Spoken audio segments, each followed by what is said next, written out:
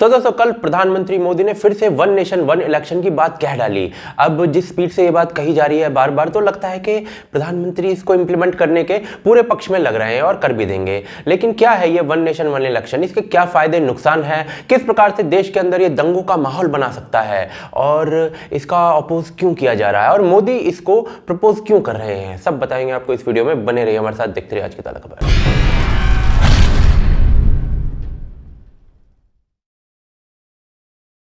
तो दोस्तों कल मोदी जी आते हैं टीवी पर प्रिसाइडिंग ऑफिस कॉन्क्लेव को संबोधित करने और बातों बातों में कह देते हैं कि भाई भारत में ना हर स्टेट में कुछ ना कुछ दिनों बाद इलेक्शन होते रहते हैं, इससे विकास कार्यों में अवरोध होता है, तो हमें वन नेशन वन इलेक्शन चाहिए। क्या मतलब हुआ इस बात का? तो जी सारे स्टेट के सारे सेंटर वाले और जो नगर पालिका और जो पंचायत के इलेक्शन है ना, तो सारे एक साथ हो जाएं, हर रोज का नाटक ना हो। बंदा अपने घर में गाँव से खाट से उठे, कुल्ला करे, पोलिंग बूथ पहुंचे, वहां पे स्टेट के सेंटर के पंचायत के नगर पालिका के सबके वोट एक साथ डाले, अपने घर आए, अपने काम धाम पर ध्यान दे, हर चौथे महीने का नाटक ना हो। क्या कहा? पंचायत के इलेक्शन भी साथ साथ। तो जी मोदी जी तो कुछ ऐसा ही कह रहे हैं कि भाई स्टेट की, सेंटर की और पंचायत की जो वोटर लिस्ट है ना, वो एक ही साथ बननी चाहिए, इससे रिसोर्सेज बचते हैं। अब इसके फायदे नुकसान क्या हो सकते हैं और मोदी जी ऐसा क्यों कह रहे हैं, ये बाद में देखते हैं। लेकिन पहले ये जान लेते हैं कि क्या मोदी जी ऐसा पहली बार कह रहे हैं। तो जी ऐसा कतई नहीं, अभी थोड़े दिन पहले लाल किले से कह रहे थे कि अभी हम वन नेशन वन टैक्स ले आए हैं, वन नेशन वन ग्रिड भी ले आए हैं और अब वन नेशन वन पोल लेके आएंगे। और लाल किले से बात कही जो हो जाती है ना, वो जरूर पूरी करते हैं, बाकी पूरी होना हो,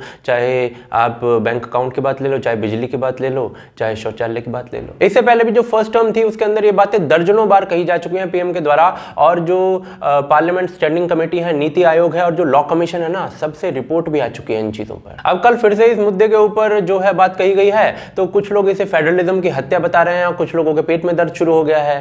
तो पहले हमें यह देखना पड़ेगा कि क्या ये मोदी पहले प्रधानमंत्री हैं जो इस प्रकार के इशू को उठा रहे हैं या इससे पहले भी उठ चुके हैं, तो उसके लिए हमें हिस्ट्री जाननी पड़ेगी। तो जी देश के अंदर सबसे पहले जो इलेक्शन होते हैं वो 1951-52 के साल में होते हैं और इस समय सारे इलेक्शन जो होते हैं स्टेट और सेंटर के, वो एक साथ में होते हैं। और ये जो दौर होता है वो 1967 तक सेम चलता रहता है, लेकिन 1968 और 69 के अंदर कुछ स्टेट असेंबलीज जो होती हैं वो डिसॉल्व हो जाती हैं और 1970 में लोकसभा डिसॉल्व हो जाती है और यहां से दौर शुरू होता है लोकसभा के इलेक्शन अलग और विधानसभाओं के इलेक्शन अलग का। और उसके बाद दौर आता है रीजनल पार्टीज का, जिसमें रीजनल पार्टीज जो होती हैं वो स्ट्रांग बन जाती हैं और उसकी वजह से मिलीजुली सरकारें बनती हैं, एक दूसरे के सहयोग से चलती हैं। एक पार्टी दूसरी पार्टी से सहयोग वापस ले लेती है तो सरकारें गिर जाती हैं, डिसॉल्व हो जाती हैं और इस वजह से अलग अलग टाइम पर इलेक्शन होने लगते हैं। और आज के दौर में हम पहुंच जाते हैं जहां पर स्टेट के इलेक्शंस अलग हो रहे हैं और कुछ महीनों बाद हर स्टेट में इलेक्शन होते रहते हैं। अभी जो इलेक्शन साथ साथ करवाने का आइडिया ना पहली बार नहीं आ रहा है। 1983 में इलेक्शन कमीशन जो था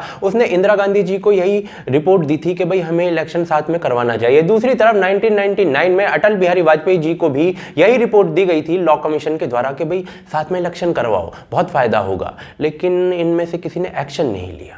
लेकिन 2014 के जो बीजेपी का मैनिफेस्टो था उसके अंदर वन नेशन वन इलेक्शन की बात कह दी गई साफ तौर पर लिखकर, और 2016 के अंदर मोदी जी ने फिर यही तानपुरे का तार छेड़ दिया। 2017 में नीति आयोग ने और 2018 में लॉ कमीशन ने इसके ऊपर पेपर दे दिया विद रिकमेंडेशन।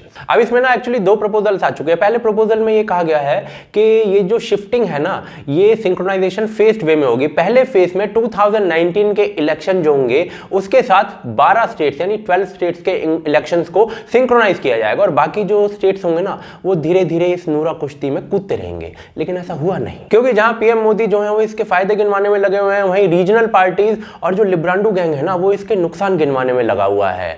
तो बात ना बन नहीं पाई।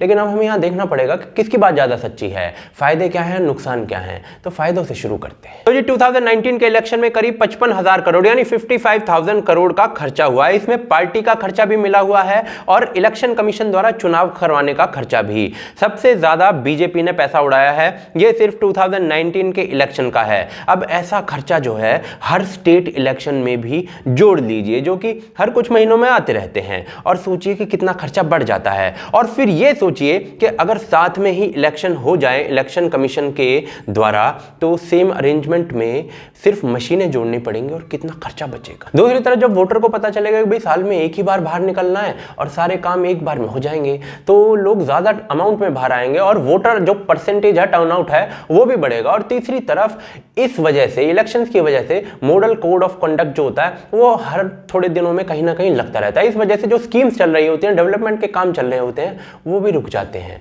तो वो भी बचेगा। अब हर कुछ दिनों में इलेक्शन होता है, चाहे स्टेट का हो चाहे कहीं का हो, तो जो गवर्नमेंट होती है ना, उसके पास रेवड़ियां बांटने, लोग लुभावने वादे करने या फिर फ्रीबीज देने या फिर लोगों को लुभाने वाली चीजें बोलने के अलावा कोई ज्यादा चारा रहता नहीं। पॉपुलिस्ट माइंडसेट बना दिया जाता है।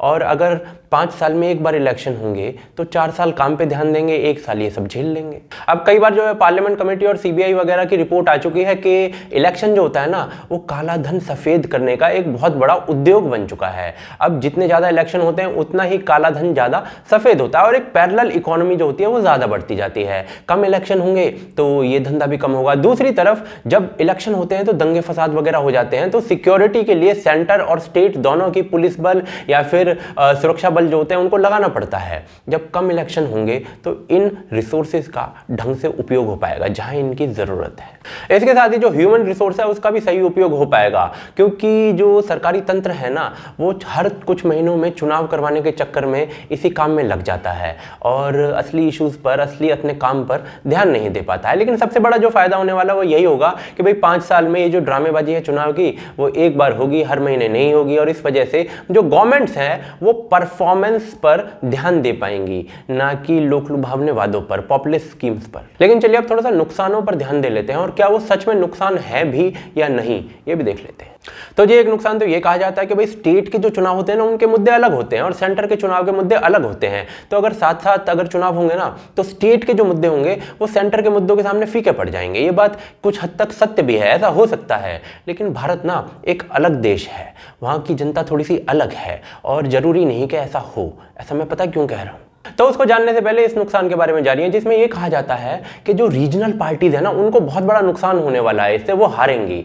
तो अगर नॉर्मल तरीके से सोचो तो ऐसा सच भी लगता है, लेकिन जब आप रियलिटी देखो ग्राउंड पर तो ये बात झूठ लगती है। क्योंकि 2019 में तेलंगाना के जो स्टेट इलेक्शंस थे वो सेंटर इलेक्शंस के साथ ही हुए थे। लोगों ने जब लोकसभा की ईवीएम पर बटन दबाया तो बीजेपी को 4 सीटें जिता डाली, जबकि वहां पर बीजेपी का वोटर बेस बिल्कुल 0 था। और जब स्टेट के इलेक्शन की ईवीएम पर वोट दबाया तो टीआरएस को वोट दिया और टीआरएस को बहुमत मिला है पूर्ण, और बीजेपी को सिर्फ 1 सीट मिली। और ये सिर्फ तेलंगाना में ही नहीं, उड़ीसा में भी ऐसा ही हुआ था। लोगों ने जब सेंटर की ईवीएम पर बटन दबाया तो बीजेपी को कई सीटें जिता दी, लेकिन जब स्टेट की ईवीएम पर बटन दबाया तो नवीन पटनायक ने धुआं उतार दिया। और ऐसा ही 2014 में भी हुआ था। तो लोगों को पता है कि सेंटर और स्टेट की ईवीएम पर किसका बटन दबाना है, और उन्हें ये तब पता है जब उनको सेंटर और स्टेट के जो मुद्दे हैं वो क्लियर हैं। एटलीस्ट अभी तक तो ऐसा ही दिखाई देता है। अगला नुकसान ये लोग बता रहे हैं कि भाई इलेक्शन का जो रिजल्ट आएगा ना, उसमें बहुत देर लग जाएगी। तो ये तो कोई बड़ा इशू है नहीं, क्योंकि अभी हमने यूएस के इलेक्शन देखे हैं भाई, उसमें कितना टाइम लग गया रिजल्ट आते आते। दूसरी तरफ कहा जा रहा है कि कॉन्स्टिट्यूशनल प्रॉब्लम है, इसमें कई आर्टिकल आपको चेंज करने पड़ेंगे तब ये आप अचीव कर सकते हो। तो ये बात सच है, इतने सारे आर्टिकल जो हैं आपको चेंज करने पड़ेंगे, लेकिन इन कामों में तो अमित शाह जी माहिर है। तो जी यहाँ से हमने देखा कि फायदे तो इसके दुनिया भर के हैं, लेकिन नुकसान के नाम पर जब आप नुकसान गिनवाते हो तो हो जाएगा, होगा, ऐसे ऐसे शब्दों का प्रयोग किया जा रहा है। सर्टेन तो कुछ भी नहीं है। और दुनिया भर के जो बड़ी डेमोक्रेसीज है ना, जो विकसित डेमोक्रेसीज हैं, उनके अंदर इसी तरीके से इलेक्शन होते हैं। लिस्ट आप देख सकते हैं। और यूएस के अंदर भी अभी चुनाव हुए हैं। वहां पर बंदा जो है एक कमरे में घुसता है, सेंटर का वोट डाला, स्टेट का वोट डाला, लोकल बॉडीज का वोट डाला और वापस आ गया और 5 साल अपना आराम से रहा। उसके बाद जो आपकी गवर्नमेंट है वहां पर वो भी आराम से काम करती है और ज्यादा चिकचिकबाजी होती नहीं है। हाँ, कुछ नुकसान उन लोगों का जरूर हो जाएगा जो एनडीटीवी पर इलेक्शन रिजल्ट देखते हुए रवीश का चेहरा देखते हुए मजे लेते हैं। तो ये है जी पूरे मुद्दे की रियलिटी। अब इस मुद्दे के बारे में आप क्या सोचते हैं वो मुझे थोड़ी पता होगा, मैं तो भोला भाला आदमी हूँ, बताइए आपको। तो आप हमें बताइए कमेंट करके इस बारे में आप क्या सोचते हैं। दूसरी तरफ अगर आप हमें सपोर्ट करना चाहते हैं तो patreon.com है उसके लिए, और ज्वाइन बटन है। आप सपोर्ट करते हैं, ये चैनल जीवित रहता है आपके सपोर्ट की वजह से। साथ ही साथ मर्चेंडाइज ले सकते हैं आप हमारे AKTK की ऑफिशियल मर्चेंडाइज है, भोकालफैक्ट्री.com जो है वेबसाइट का नाम है। लिंक जो है सारे हमने डिस्क्रिप्शन और पिन कमेंट में दे दिए हैं। थोड़ी सी मेहनत करके नीचे जाइए और देखिए और एंजॉय कीजिए। साथ ही साथ फेसबुक, ट्विटर, इंस्टाग्राम वगैरह पर हमें ज्वाइन कर लीजिए। सारे लिंक डिस्क्रिप्शन के अंदर है। देख रहे हैं आप आज की ताज़ा खबर। जय हिंद, जय भारत।